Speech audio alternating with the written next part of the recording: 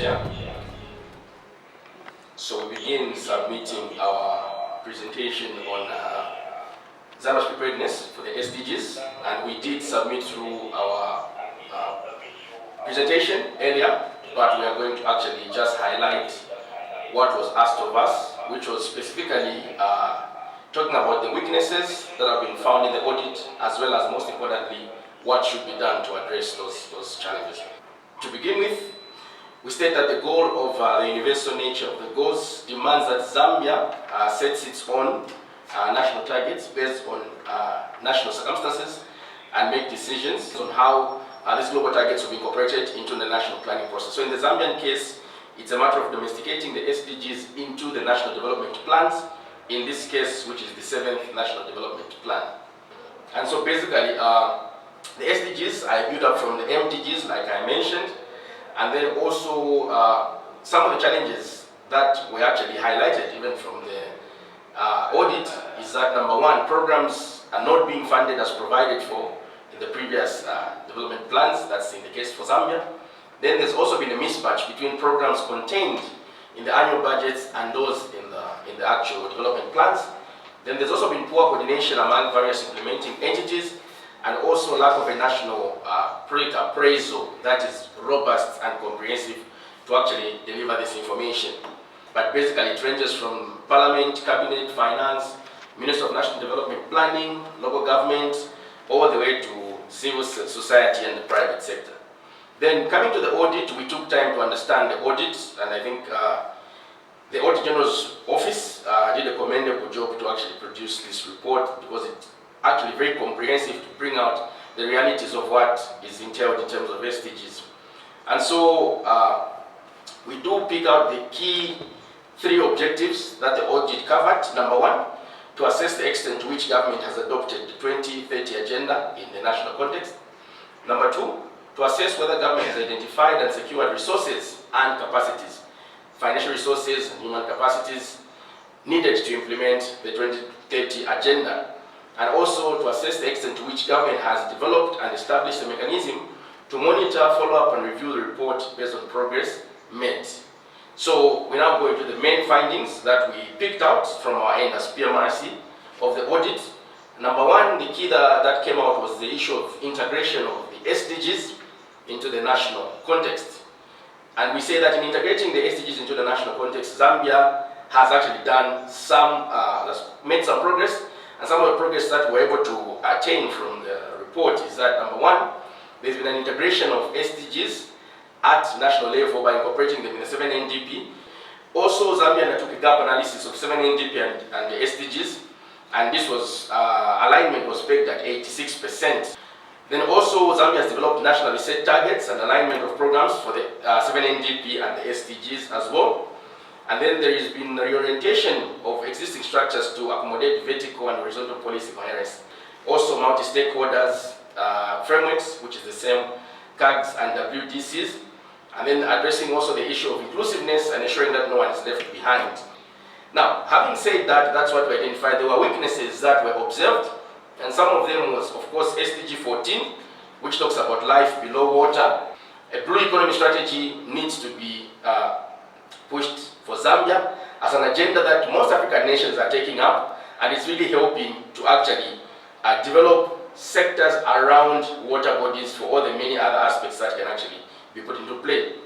And then also we noticed that 17 targets under various SDGs were not accounted for, and also there was no detailed roadmap developed for the targets.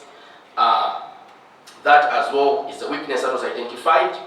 Also, the issue of integration, reviewing the assessment of existing plans, had not been done at provincial and district level. Now, I want to emphasize on this point. The 7 NDP last year or this year had a mid-term assessment.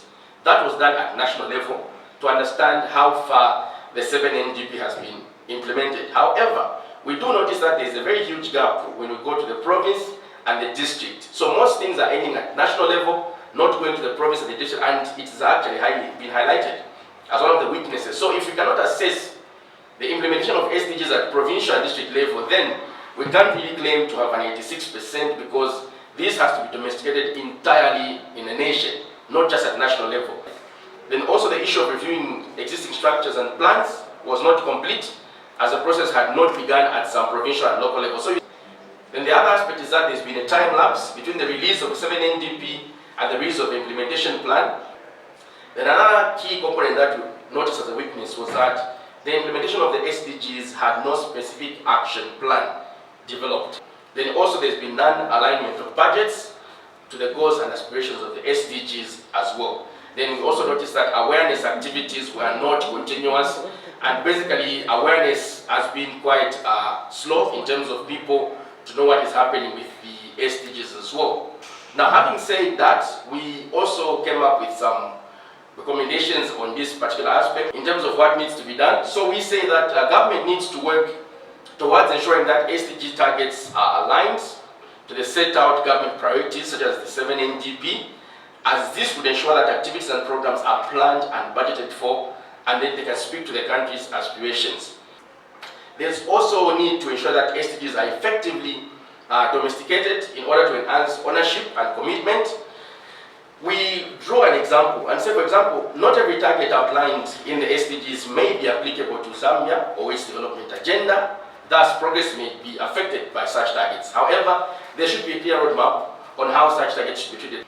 Then also there is need to ensure that implementation plans are released in a timely manner, not like what we saw with 7NDP, where the plan came out in 2017, implementation plan only came out a year later. That also distorted implementation. I think that as we move towards the 8th, it's a recommendation that we can make that as the 8th NDP is being formulated, concurrently, let us also work towards an implementation plan as well as an M&D plan, so the three can move together and probably domesticate the SDGs as well.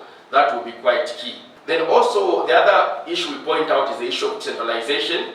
The fact that we've observed that when we move to the province and the district, there is limited uptake. We submit that there is need to speed up the centralization process in order to integrate SDGs at local level. Then also there is need to develop a strategic implementation plan of SDGs, like we mentioned, to pick out which ones of the SDGs will be a priority, where will the funding sources come from, and also ensure that we inform the SDG Center here in Lusaka to see how they can also come on board to help Zambia achieve some of those SDGs. And then the other issue that we picked from the audit was the issue of resources and capacities for implementing the 2030 agenda.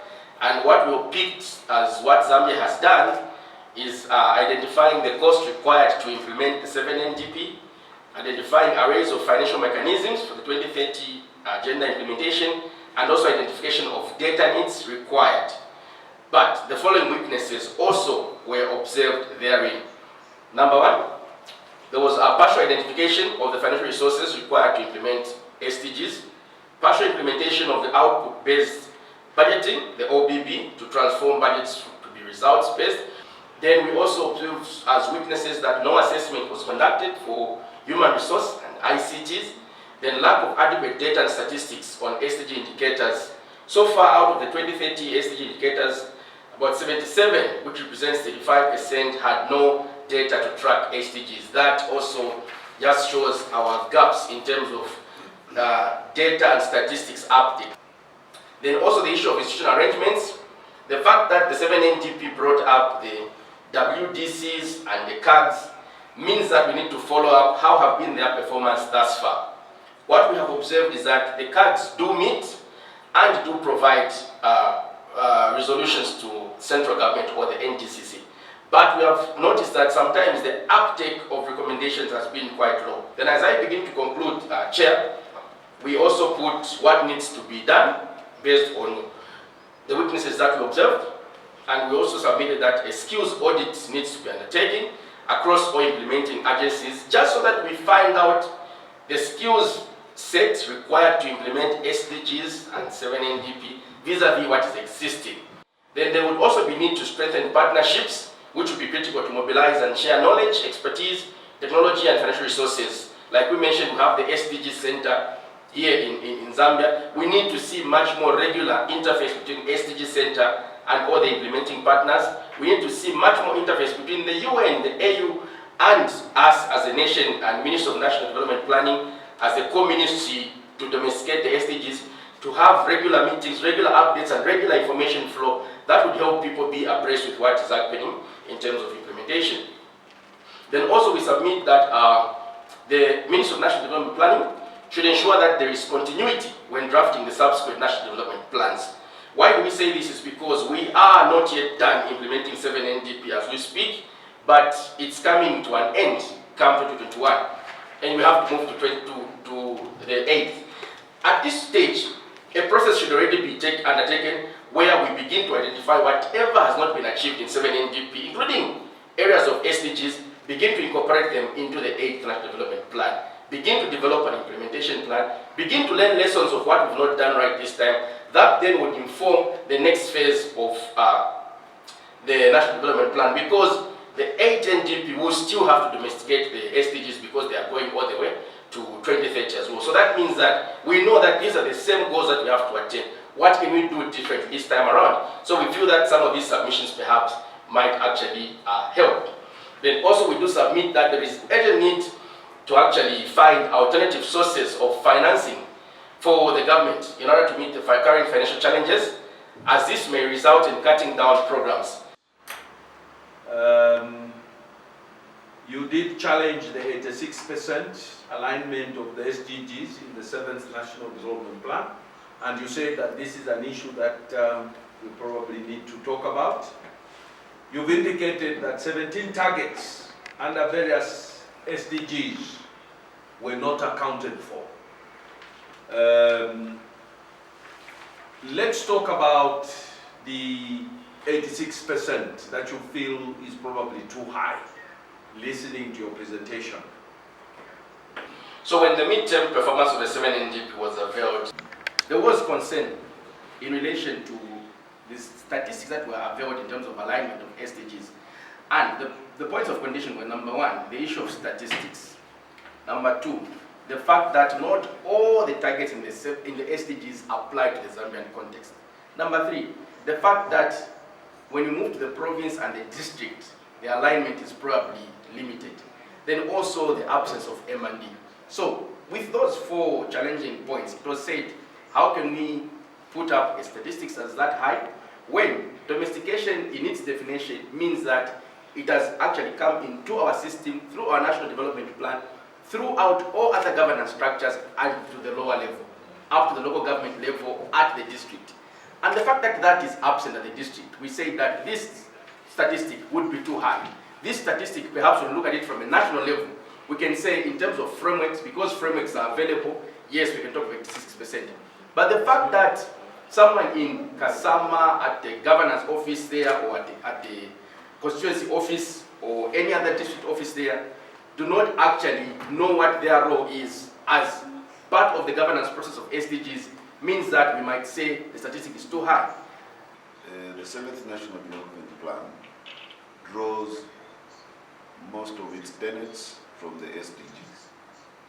And by your statement, 86% of that, meaning that when we are talking about SDGs in our Zambian context, we are basically also talking about our 7th National Development Plan.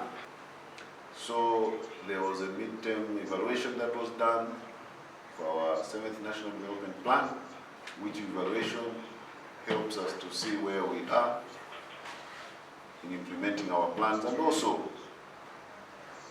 by the same token, our SDGs. Would you share with us what was in brief, what percentage success rate or implementation rate the 7th National Development at evaluation came about? What was it? What lessons would you think we have drawn from the 7th National Development Plan, from the SDGs, which you believe that should go into the 8th National Development Plan to make the SDGs succeed? Why would you run a huge program like this and you don't have an M&E framework? And I'll begin with question number 3, where you talked about resources, and I think I want to agree with what you said. You mentioned that shouldn't we look at prioritization, and that's exactly what we've submitted. For us, what we see as a challenge is that we have a budget itself that we need to implement, then we have the 7 NDP, even outside 7NDP, there are other programs that some of them do get pronounced and are not in the 7NDP, and they've been given financing. Then also there's SDGs. Apart from SDGs, there's other protocols. There's the CFTA, CFTA and other protocols that we've also signed. That also require financing. That's why we mentioned that when we go to sign, that's where it should begin from. When we accept to sign, we should know that we are also committing to finance this.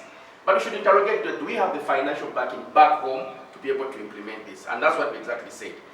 Now what we see is that when the clusters submit those priorities, that is not, the uptake has been quite low. And we gave an example of the budget.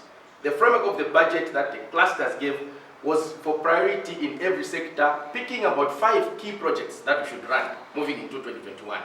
But the 2021 national budget again just has this whole envelope where we have to do everything at once. So we see a mismatch, and that's why we say if we have the cards and we're not getting what the recommendations that they've put into perspective, then already that is a gap as well. Which takes me to question 1. From what I remember, when it was actually unveiled, we were at about 46% at the midterm. That was below. But the general consensus was that at the midterm we were below the midterm point where we needed to be, as well as the issue of a mismatch between what is actually committed in terms of financial resources and what is actually released. So there was a mismatch between budget and released, then also a mismatch between prioritization of where the funds goes. Number 2, the issue of 8NDP. Yes, I can confirm that the progress has started for 8NDP and lessons are being drawn. So the lessons are being drawn from the midterm review that was done, also from stakeholders that have been consulted by the Ministry of National Development Planning to find out what the challenges have been. But we're overlooking one critical component that was laid out in the first pages of 7NDP, which says that for 7NDP to be a success, we need to fully decentralize. And that was because pillar number 2 and pillar number 3, which talk about developmental inequalities, has a bearing on centralization and how the structure of governance has to flow at the lower level. Even in 2020, we can't really say we are there in terms of decentralization. So if we overlook this, for us, we see that's the number 1 thing that we have to throw in 8NDP. What has been a challenge with Zambia in terms of centralization? Because at the lower level, that's where we're feeling the challenges, from the provinces, from the districts. If we do not interrogate the issue of decentralization, the issue of financing, what has been proposed and what is actually released, as well as the issue of uptake, people need to take key responsibility of what is contained in this plan, what is particularly their role as an MPS, as a ministry, as a province, as a spending agency. If we do not get that ownership, and we proved this when we went out just to do a survey. Some people say from the 7NDP, we're not really clear what is supposed to be paid by us. So if an agency can say that, what about the others in another province? That shows that there is sometimes mismatch in terms of institutional implementation guidelines that have been lacking. And apart from that, we also think that the same challenges that we have put in 7NDP should again be put in 8NDP, because we haven't gotten it right. We have tried, but this is the first time we did a plan that moves away and looks at clusters from individual sectors. So I think we've learned some lessons that perhaps can go to the 8th. Then the 4th question was why in terms of M&D framework. So for the M&D framework, we have the national-wide M&D as a strategy that is in place, but what we said was lacking was the actual implementation on the ground where there is constant training. And we saw, is it last week, where Cabinet sat and talked about the aspect of continuous schooling of people in the civil service in terms of what they need to do to enhance their skills in order for them to be able to deliver their roles much more effectively. We feel that that should incorporate the aspect of M&D, because M&D generally in Zambia, I think for most programs, you find that we do a report, we do a plan, then M&D plan is always at the back, which should not be the case, because like you've already planned and then you're saying this is how we're going to monitor. It should be, as we are planning, let's see how we're going to monitor so that people are held to account.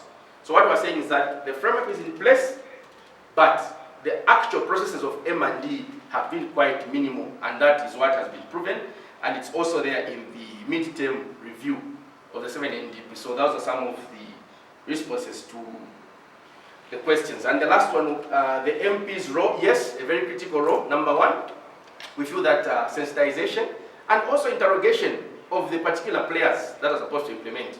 We list the players in our submission. They need to come and submit before Parliament, before the committees, so that we have an honest discussion about where we are, and if they have any challenges, they are able to tell the committee. We feel that that role can be clearly played by Parliament and MPs because you have that oversight role. Then also, awareness. When you go back to the constituencies, there is a role for the MPs as well to actually educate the people in the constituencies about the SDGs because they have a bearing on the livelihoods of the people, provided that we achieve and attain what is in the SDGs. So we feel that that awareness role as well can be played by the members of Parliament. Thank you, Chair.